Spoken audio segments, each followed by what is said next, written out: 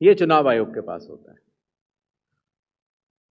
लेकिन जो वैधानिक अधिकारी होते हैं, जैसे मतदाता सूची बनाने के लिए हर विधानसभा क्षेत्र में विकेंद्रीकृत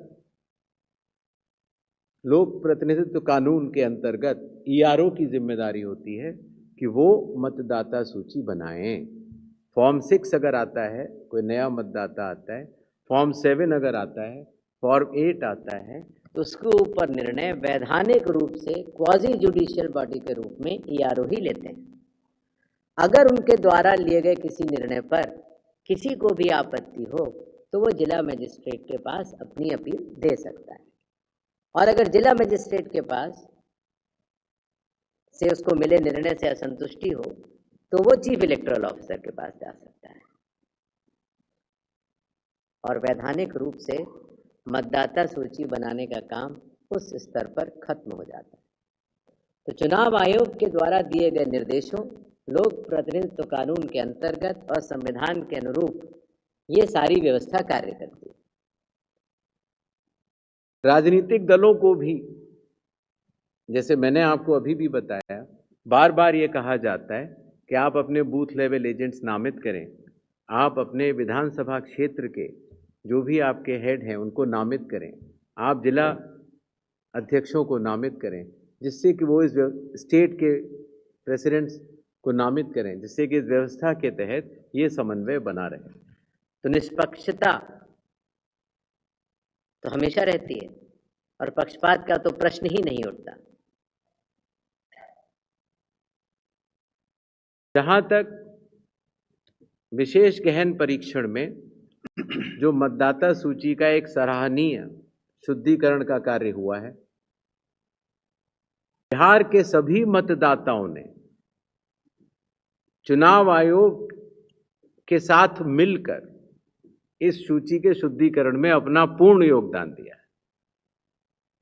चुनाव आयोग के साथ कार्य करते हुए किसी भी मतदाता को अगर कोई भी शिकायत रही हो तो उसका निराकरण संबंधित ईआरओ ने करके दिया है। इस प्रक्रिया में ड्राफ्ट सूची जब आई थी तो लगभग 65 लाख मतदाता सूची से नाम कटे थे, और जब फाइनल सूची आई तो 3.66 लाख नाम कटे। जो ये कुल नाम कटे, इनके प्रमुख कारण हैं कुछ मतदाताओं का मृत पाया जाना, कई मतदाताओं का भारत के नागरिक के रूप में अपनी जब जांच हो रही थी तो उसमें सक्षम न पाया जाना, कई मतदाताओं के कई जगह नाम बने हुए थे, उनका एक जगह नाम आना, और कई मतदाताओं का बिहार से स्थायी प्रवास हो जाना। चूंकि ये सारी सूचियां विधानसभा के स्तर पर, जिला के स्तर पर और राज्य के स्तर पर सभी से साझा की जा चुकी हैं और आंकड़े सहित साझा की जा चुकी हैं, इसीलिए ये अलग अलग जो आप की बात कर रहे हैं वो चुनाव आयोग के स्तर पर नहीं, ईआरओ, डीईओ और सीओ के स्तर पर इसका पूर्ण विश्लेषण उपलब्ध है। सोशल मीडिया पर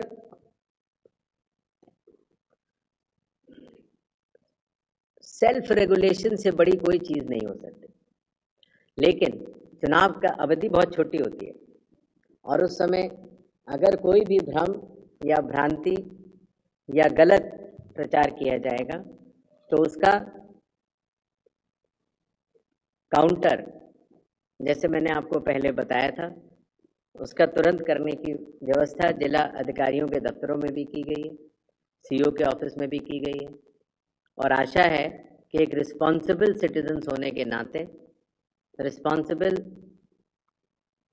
मतदाता होने के नाते चुनाव आयोग यह विश्वास करता है कि सोशल मीडिया की स्वतंत्रता का लोग दुरुपयोग नहीं करेंगे और एक सेल्फ डिसिप्लिन तरीके से इस चुनाव को आगे बढ़ाएंगे। Ritika. Am I audible? I'll come. Sir, this is Ritika Chopra from the Indian Express. I'm right here to your left. Sir, to your left. Hi, sir. Sir, आपने मेंशन किया था कि As far as breakup of foreigners is concerned, ये शायद information would be available at the level